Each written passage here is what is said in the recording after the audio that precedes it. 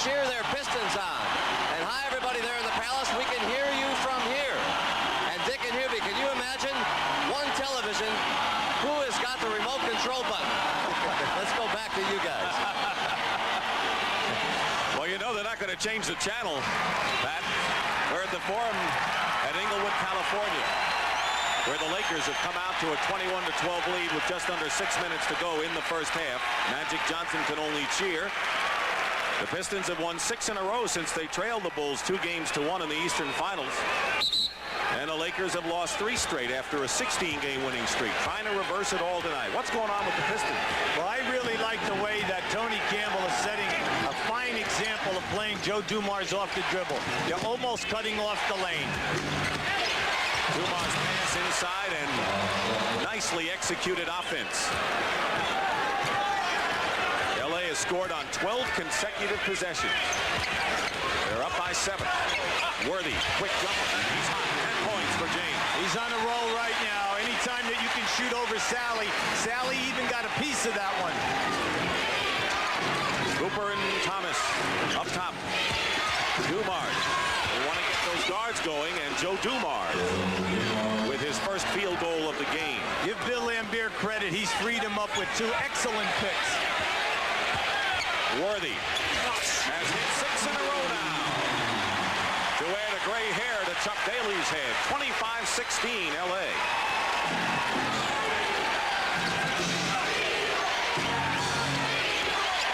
Here's Dumars with a step on Campbell and is fouled and will shoot. That's the 13th foul against the Lakers. Watch as Dumars comes off this pick. You'll see the catch. Tony Campbell gets bumped. Now watch this pass. He read Kareem on the double team right to Sally, and that's what you do. You slam it home. Meanwhile, Tony Campbell has picked up his 2nd personal foul. As you know, the Lakers are thin anyway at guard, and that could enhance David Rivers' first appearance of this game as Dumars hits the first.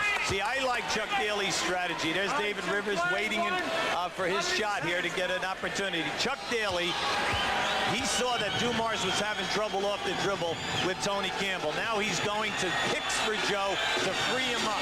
See, that's heads-up offensive coaching. But Dumars misses his 2nd free throw. And the lead is 8.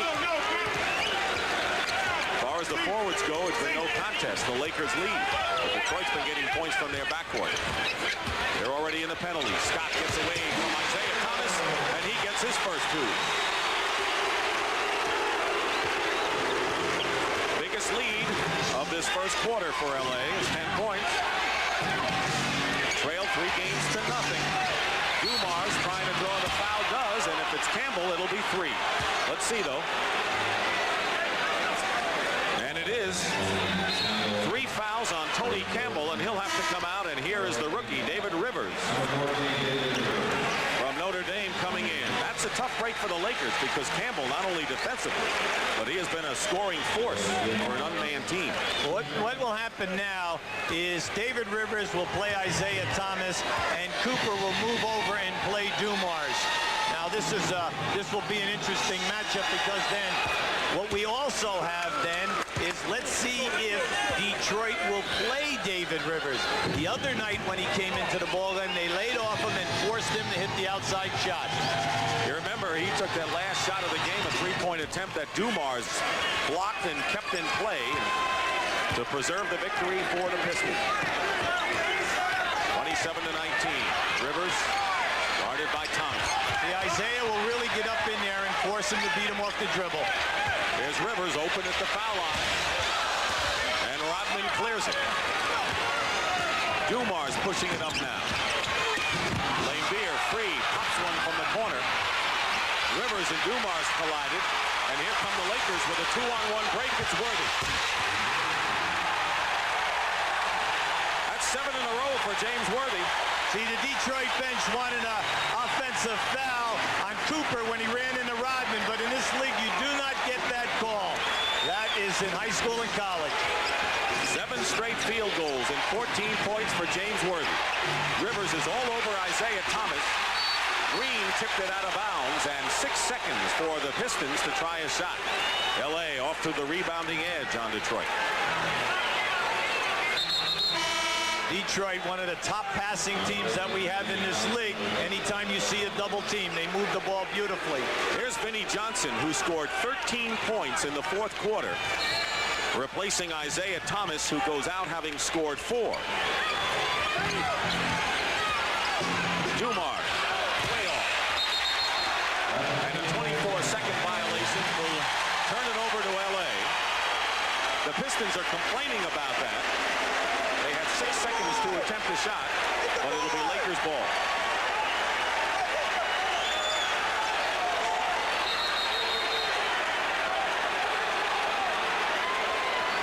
Now the ball did not seem to touch the rim, but the 3 officials conferring now at midcourt. Well, I think the argument is that the ball hit the backboard, but did the ball hit the backboard area or part of the rim before the shot clock went off? That's the other side of the argument.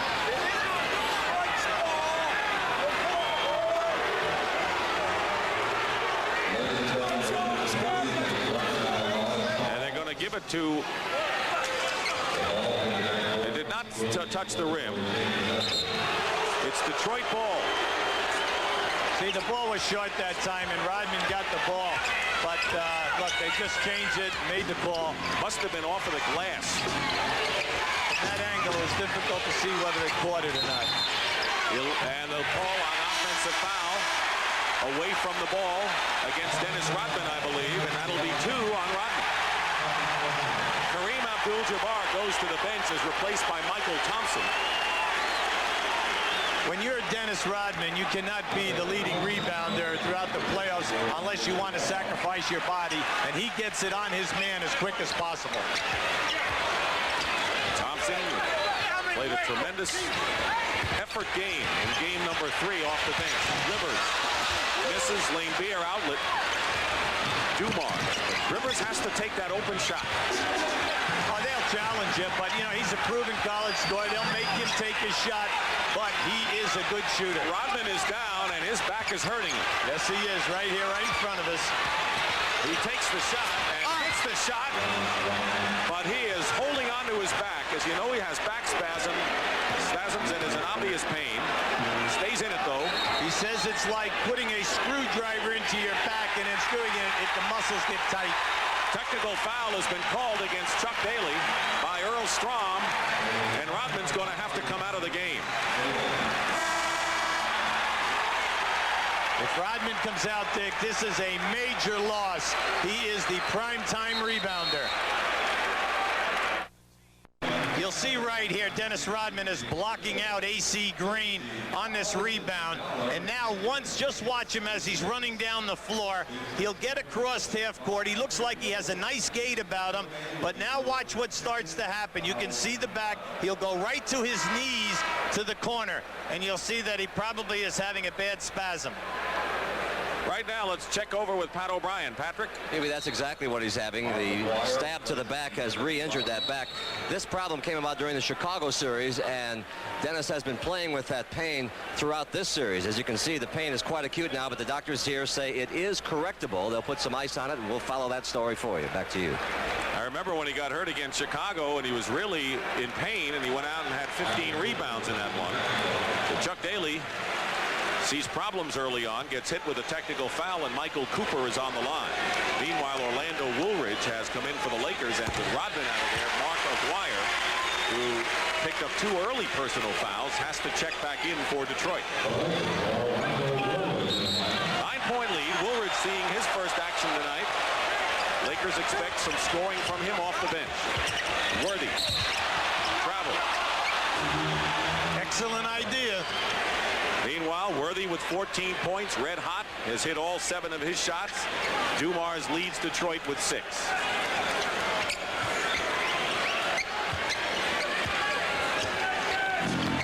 We're winding down to 2 minutes to go. Well, we had a brief skirmish between Mahorn and Cooper. Rodman had to go out with injury. Lakers with the early lead of 9.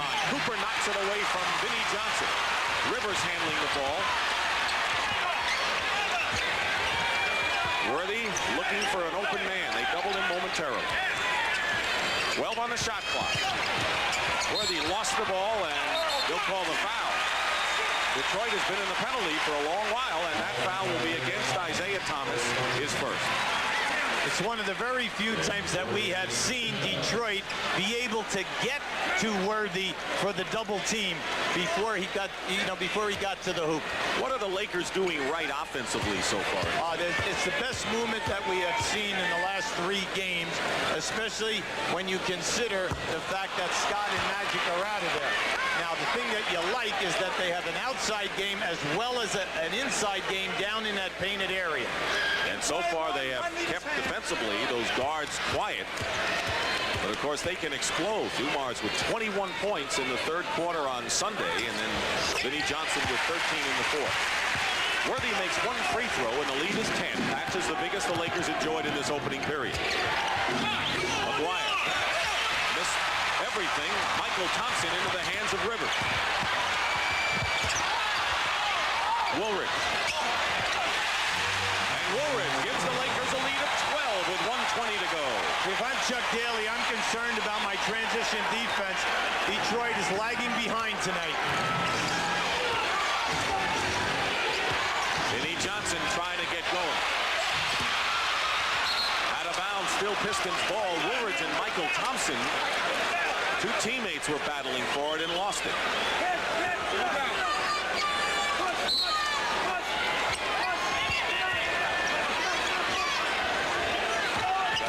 To work with Vinnie Johnson.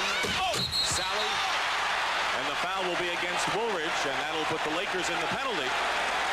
But Sally seemed to hurt his arm going in for the stuff shot. See, what you like is excellent vision by Vinnie. As soon as Vinnie Johnson saw the double team, he dropped the pass off to Sally. His movement was to the glass. But what you like to see them do in that situation is catch the ball, dunk it with 2 hands, so that we're guaranteed the field goal and the foul shot. Let's see where it happened. Watch the double team. There it is now. As he elevates, you see, there it is. He catches the arm plus the foul. It's a good thing they have those rims that give. They didn't always have that either. Breakaway. See, what just happened now is it puts the pressure on you every time you go to the line and make the 2 foul shots. Cooper controlling the ball with under a minute to play in the first period. Rivers inside to Michael Thompson, who lost it out of bounds. Look at the look on Pat Riley's face. One thing about the Lakers, Rivers can penetrate and dish out. Not normally the LA style, but they're going to have to go to it with Rivers in the lineup and Campbell in foul trouble. Meanwhile, the Pistons have only 1 basket in the last 5 minutes. They break that string as Sally gets in. Like we said early, every time that the Lakers double team on the wings, Detroit is finding the free people. 15 on the shot clock, 24 in the game clock. Worthy still 17 first quarter points for Worthy. I think we have to look for a better word than hot. This guy is really, really smoking. There's a word. Good for you. 35 points, by the way, is the Lakers' highest scoring quarter in this series. 4 seconds to go in the quarter. Thomas misses, and the buzzer sounds, and the crowd likes what they've seen so far. That's the end of the first period with the score, the Lakers 35 and the Pistons 23. And we'll return to the Forum after this message and a word from your local station.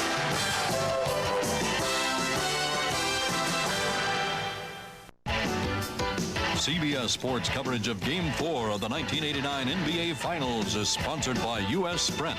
For 100% fiber optic telecommunications, talk with the best. U.S. Sprint. Cherry 7-Up.